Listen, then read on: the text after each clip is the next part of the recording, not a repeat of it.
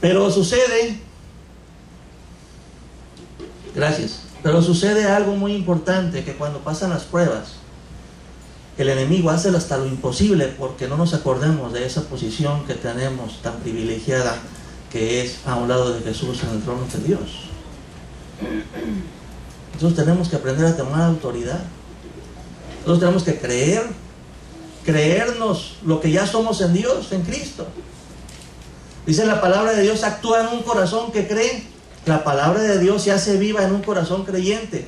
Lo primero que mete el diablo cuando tenemos pruebas o dificultades es un dardo maligno que va contra el corazón de tu mente y tu corazón, que es el dardo de la duda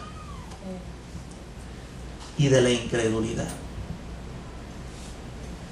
Nosotros tenemos que fortalecernos en el poder del Señor, en el poder de su fuerza, porque somos hijos de Dios y lo que estamos haciendo no es en la carne, no es en nuestras fuerzas, y estamos haciendo la obra de Dios. Simplemente estamos obedeciendo a lo que Dios va pidiendo que hagamos.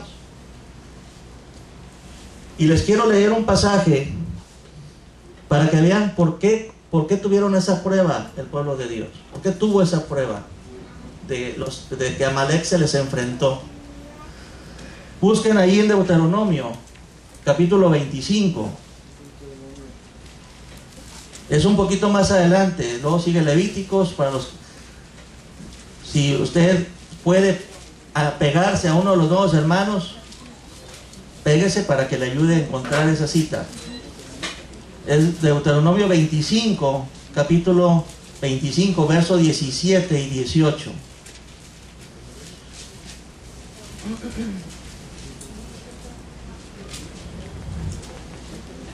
Capítulo 25, versos 17 y 18. Por eso Jehová Dios se enojó tanto con Amalek. ¿Cómo se atrevió a querer poner su mano sobre el trono de Jehová y tocar a sus ungidos, tocar a su pueblo? Por eso dijo, voy a rayarlos totalmente. Los voy a rayar, los voy a quitar a su mano. No va a haber memoria de ellos. Y dice la Biblia en el verso 17, acuérdate de lo que hizo Amalek contigo en el camino, cuando salías de Egipto, de cómo te salió al encuentro en el camino y te desbarató la retaguardia de todos los débiles que iban detrás de ti, cuando tú estabas cansado y trabajado, y no tuvo temor, no tuvo ningún temor de Dios.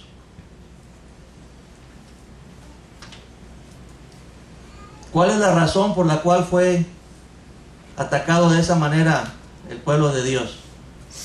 ¿Por dónde le atacó a Amalek? ¿Por enfrente o traicioneramente por dónde? Por la retaguardia. ¿Y de qué se aprovechó Amalek? De que estaba débil el pueblo, que estaba cansado.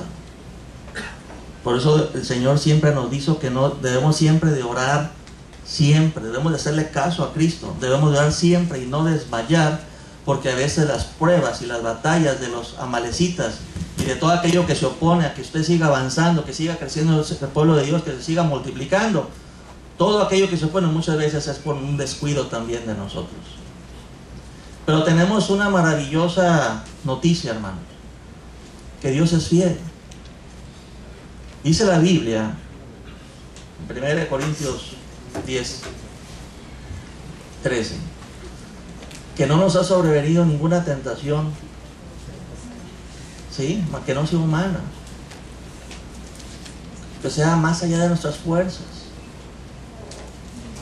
que Dios no permite que usted y yo tengamos pruebas mayores que las que podamos soportar.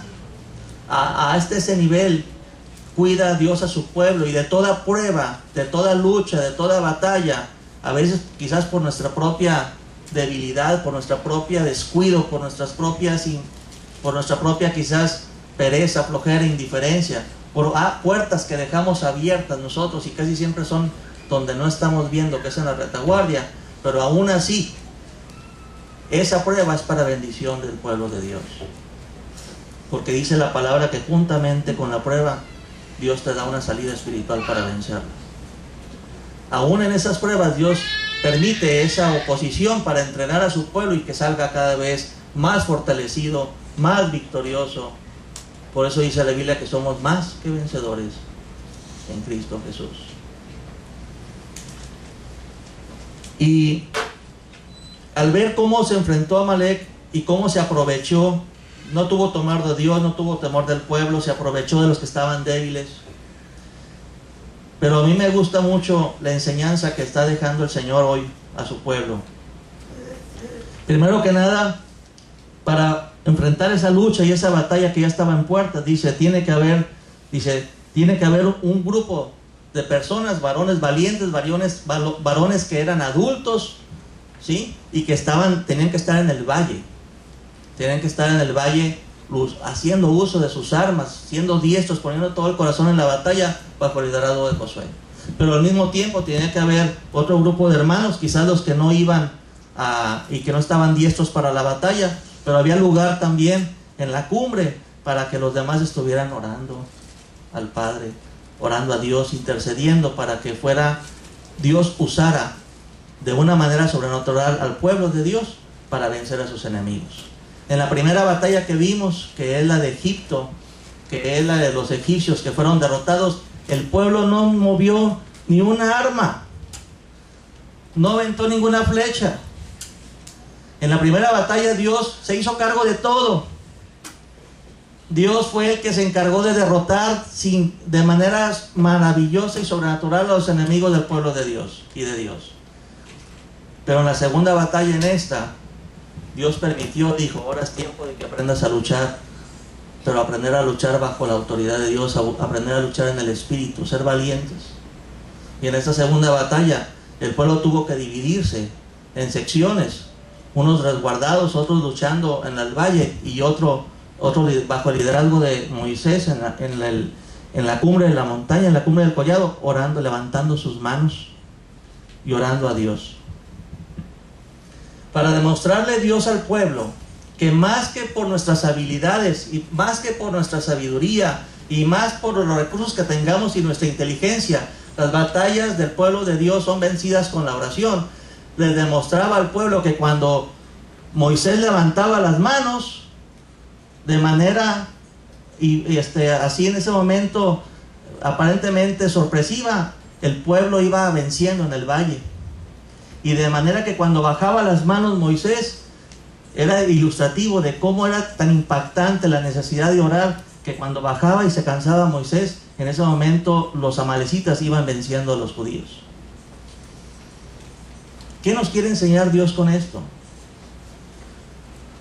Que el principal, hay que hacer las dos cosas, tenemos que movernos desde el punto de vista humano, pero el secreto de la victoria, hermanos, está en la oración, en que usemos la vara, hermanos, porque dice la Biblia que en una mano tenía la vara, y que usemos el poder de Dios que ya tenemos, y tomemos autoridad sobre todo aquello que se está oponiendo a que el pueblo avance, que tomemos autoridad, que tenemos autoridad para atar y desatar, tenemos autoridad para que en el nombre de Jesús, nomás dice la Biblia, nos pongamos de acuerdo que necesitamos y oremos en el nombre de Jesús para alcanzar la victoria. Me llama la atención que los que estaban luchando, no dice la Biblia que se cansaran. Quien más se cansaba, el que tenía las manos en alto. Porque a veces la lucha espiritual es todavía más pesada que el estarse moviendo en lo humano. Pero la buena noticia, hermanos, es que hay lugar para todos. Quizás hubo algunos de los que estaban viendo que iban pasando las horas y las horas, porque dice que hasta la noche, hasta que se bajó el sol, se veían todavía luchando. Quizás algunos del pueblo decían, ¿qué puedo hacer? Si yo no soy tan diestro para la batalla como Josué, no sé usar una arma. ¿O qué puedo hacer si no soy tan ducho para levantar las manos y tan buen intercesor como Moisés?